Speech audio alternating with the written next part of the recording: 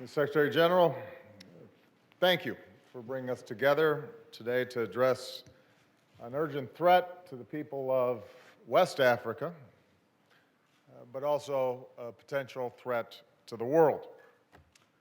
Dr. Chan, heads of state and government, especially our African partners, ladies and gentlemen, as we gather here today, the people of Liberia and Sierra Leone and Guinea are in crisis.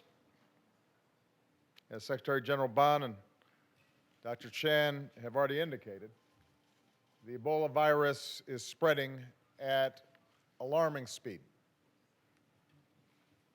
Thousands of men, women, and children have died. Thousands more are infected. If unchecked, this epidemic could kill hundreds of thousands of people in the coming months. Hundreds of thousands. Ebola is a horrific disease. It's wiping out entire families.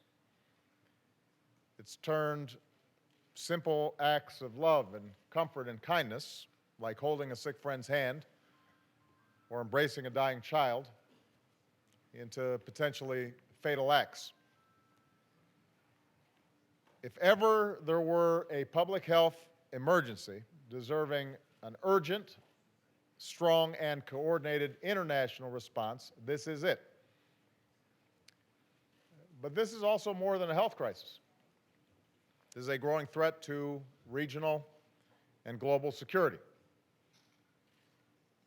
In Liberia, in Guinea, in Sierra Leone, public health systems have collapsed.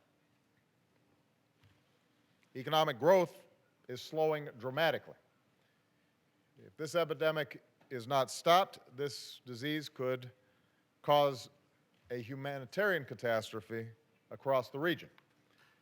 And in an era where regional crises can quickly become global threats, stopping Ebola is in the interest of all of us.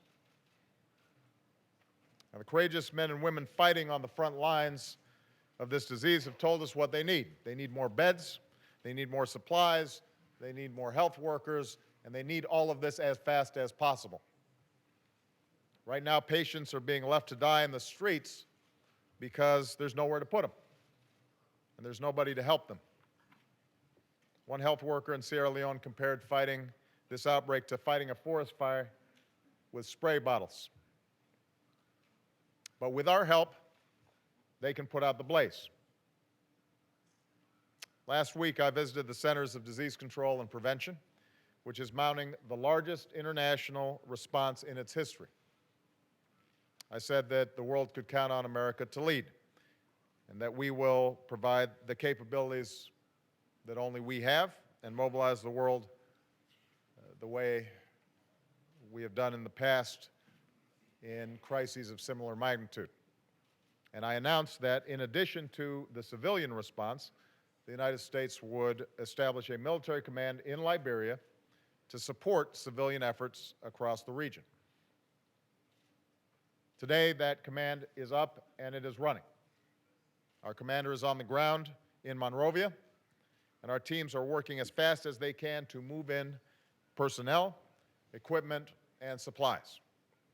We're working with Senegal to stand up an air bridge to get health workers and medical supplies into West Africa faster.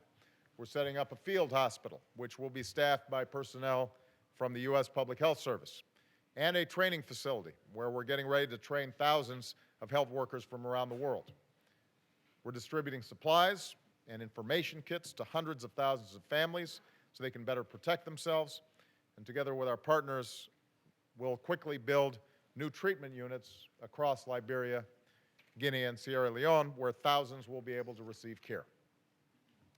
Meanwhile, in just the past week, more countries and organizations have stepped up their efforts, and so has the United Nations. The Secretary General, the new UN mission for Ebola emergency response that you announced last week will bring all of the UN's resources to bear in fighting the epidemic. We thank you for your leadership. So this is all progress, and it is encouraging. But I want us to be clear. We are not moving fast enough. We are not doing enough. Right now, everybody has the best of intentions, but people are not putting in the kinds of resources that are necessary to put a stop to this epidemic. There's still a significant gap between where we are and where we need to be. We know from experience that the response to an outbreak of this magnitude has to be fast and it has to be sustained. It's a marathon, but you have to run it like a sprint. And that's only possible if everybody chips in, if every nation and every organization takes this seriously. Everybody here has to do more. International organizations have to move faster and cut through red tape and mobilize partners on the ground as only they can. More nations need to contribute critical assets and capabilities, whether it is air transport or medical evacuation or healthcare workers or equipment or treatment. More foundations can tap into the networks of support that they have to raise funds and awareness. More businesses, especially those who already have a presence in the region, can quickly provide their own expertise and resources, from access to critical supply chains to telecommunications. And more citizens of all nations can educate themselves on this crisis, contribute to relief efforts, and call on their leaders to act. So everybody can do something. That's why we're here today. And even as we meet the urgent threat of Ebola, it's clear that our nations have to do more to prevent, detect, and respond to future biological threats before they erupt into full-blown crises. So tomorrow in Washington, I'll host 44 nations to advance our global health security agenda, and we are interested in working with any country that shares this commitment.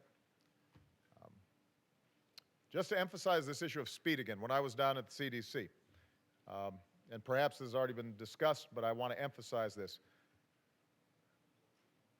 The outbreak is such where at this point, more people will die. But the slope of the curve, how fast we can arrest the spread of this disease, how quickly we can contain it, is within our control. And if we move fast, even if imperfectly, then that could mean the difference between 10,000, 20,000, 30,000 deaths versus hundreds of thousands or even 1 million deaths. So this is not one where there should be a lot of wrangling and people waiting to see who else is doing what. Everybody's got to move fast in order for us to make a difference. And if we do, we'll save hundreds of thousands of lives. Stopping Ebola is a priority for the United States.